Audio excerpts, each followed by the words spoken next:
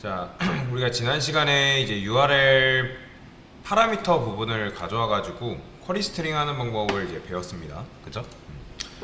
그런데 여기 보면 이제 물음표를 기준으로 요 앞에 부분 있죠. 유저 아티클 리스트.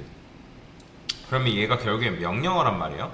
그러면 이제 명령어를 입력을 해야지만 여러분들이 그 뒤에 있는 녀석들을 제 데이터를 가져올 텐데 무슨 말이냐면 우리가 어쩔 때는 물음표 기준으로 좌측에 있는 것만 필요할 때가 있고 물음표 기준으로 우측에 있는 것만 필요할 때가 있어요.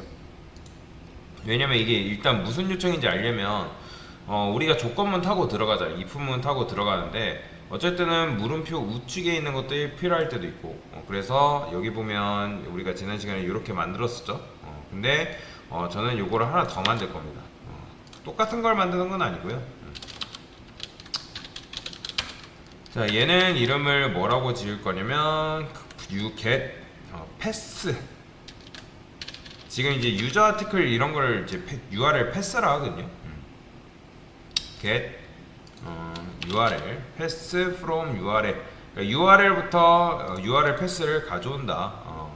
그래서 그런 거라 보시면 돼요. 근데 얘는 이제 그냥 맵이 아니라 스트링으로 바꿔주시고요.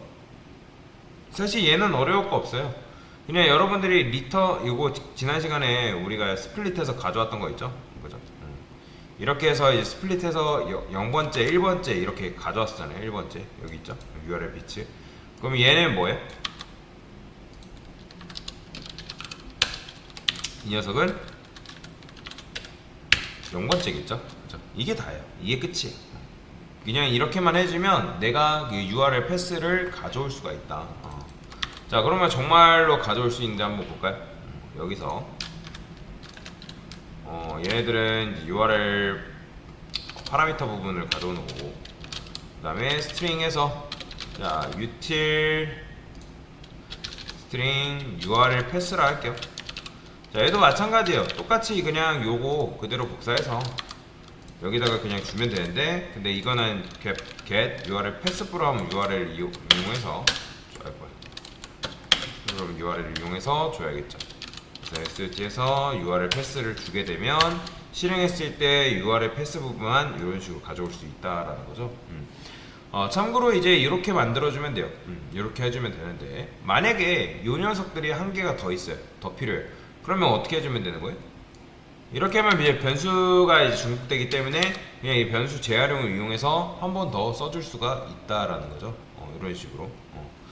자, 그 다음에 이제 얘 같은 경우는 뭐 그냥 유저 아티클 리스트라고만 해볼까요?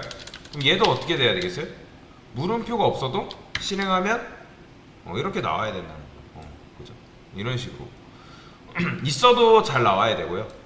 그 물음표 뒷부분이 없어도 URL 패스가 이런 식으로 나와야 됩니다. 그죠? 그러니까 이런 식으로만 해주면 사실 뭐 어려운 건 없죠. 그죠? get URL 패스 프로 이름만 잘 기억하시면 돼요. 이름만 가져온다. 뭘? URL 패스를 가져온다. 어디로부터? 내가 받은 이 URL로부터 받는다. 그래서 내가 URL 줄 테니까 거기서 여기 부분만 깔끔하게 가져와줘 라고만 요청을 하는 거죠. 이건 필요 없으니까 이런 식으로 쓸까요? 그래서 이렇게 하시면 URL 패스도 가져올 수 있다 라고 보시면 됩니다. 있습니다.